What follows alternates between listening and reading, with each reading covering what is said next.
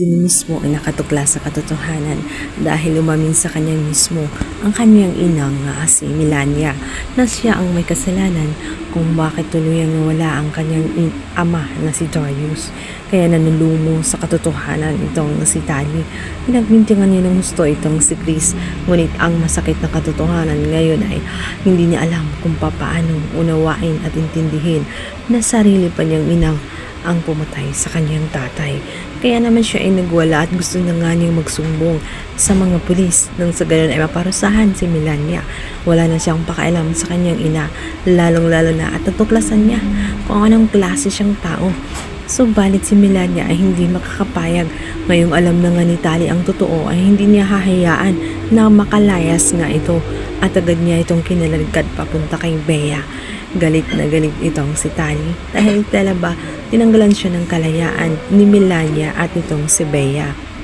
Nanlaban nga itong si Tali kaya naman na inabot nga siya ng 2 sampal na nitong si Bea at dito naman ay hindi nila alam na naroon pala itong si Belle sapagkat agad na nga itong naalarma dahil nga sa sinabi nga nitong si Rosal na manmanan nga itong si Tali kung ano ang mga pinagagawa kung talagang totoo at desidido talaga siya na magbago.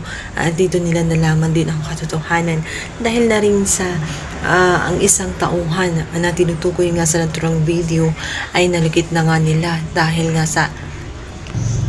rin sa tulungan nitong si Malu. Kaya naman ang tauhan na iyon ay nabihag nila at nagsalita na nga na ang nagutos sa kanila ay walang iba kundi ito nga si Bea. Kaya naman sinisingil na sila ngayon at pinaghahanap na nga ni Rosel. Matapos din marinig ng mga kaibigan ni Belle ang nilang Weasley ang katotohanan na talagang si Melania at ito nga si Bea ang may kasalanan sa pagkawala ni Darius, agad na nga silang humingi ng tulong lalong-lalo na at nakaporman na rin nga ni Rosel at ni Chris ang katotohanan na naging dahilan sila kung bakit nadisgrasya ang naturang busay dahil na rin sa kagawan nga nitong si Bea. Kaya naman na agad na tatakas na nga ang mga ito dahil nakita nila na talagang wala nang kawala ang kanilang sekreto lalong-lalo na at nabulabog na ang lahat.